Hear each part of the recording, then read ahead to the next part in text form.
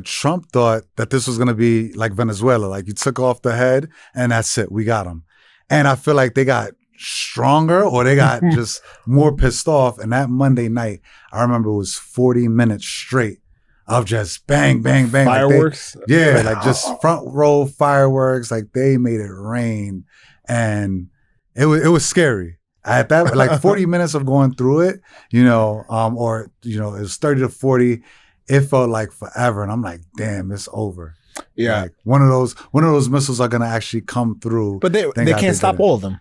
Right? Yeah. They can't, statistically, you can't stop every missile.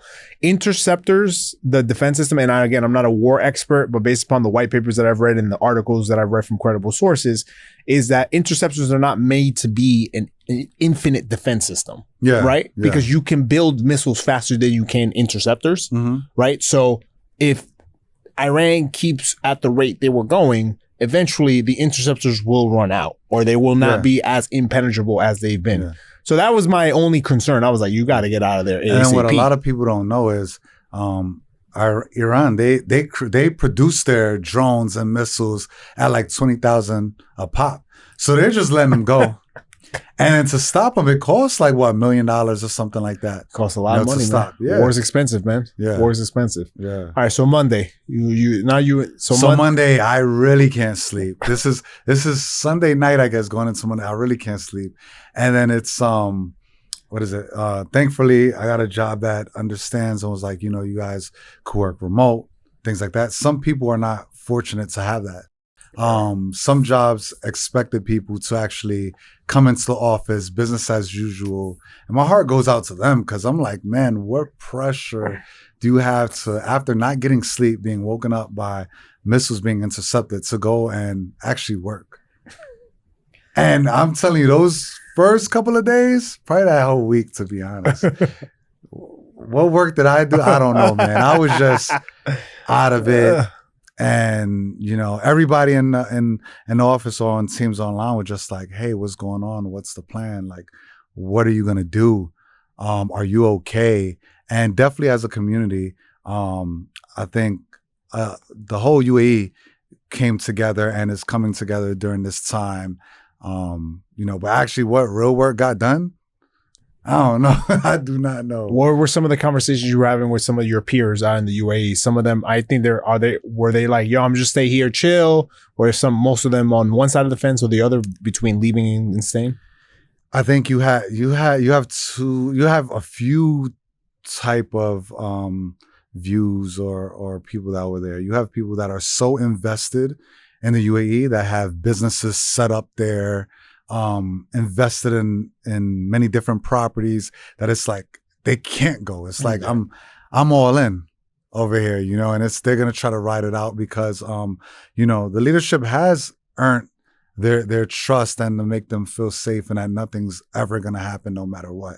So they were just locked in. And then you have some like me that actually just experienced certain things that were kind of closer to it, and that they're like on the first flight out. You were the last flight out. Yeah. When you left. Well, that day when I left. Yeah. You were the last flight out. Yeah, I remember you sent me because that was when they actually hit the airport, right? Like you were in the Dubai terminal. airport. No, the Dubai airport. Yeah. Like, okay. Yeah. Because you left at Abu Dhabi. Yeah. Exactly. Did you have like a fighter jet escorting you?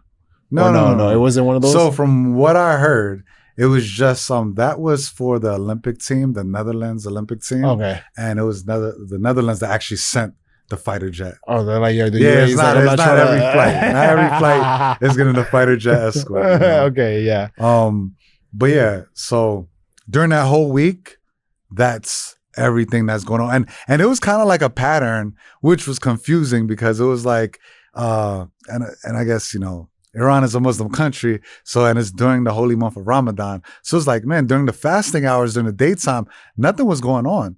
So you almost had that sense of like, this is over. It's not that bad, And honestly, on a good day, it was like, oh, we heard one alert.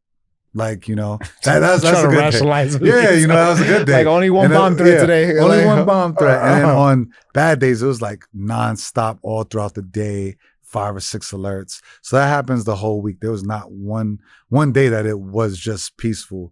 And then the kind of schedule was, you'll get something very early in the morning, like 2, 3 a.m. And then that once that iftar is done, that That's 8 when they started. that 8 p.m. time is on the crack it again. So I mean, it ain't They funny. were sleeping. But No, it's not. It It's was not like, funny. It's not funny at all. It's not. We laughing from the Never said.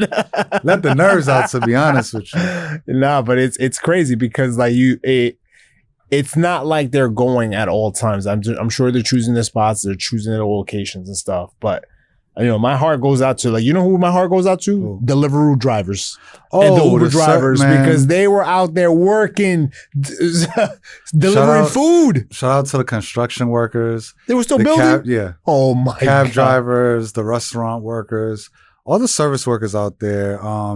Big respect and praise. They make that country. They make that country go. Yeah. So, man, tip well Yeah. while you're out there.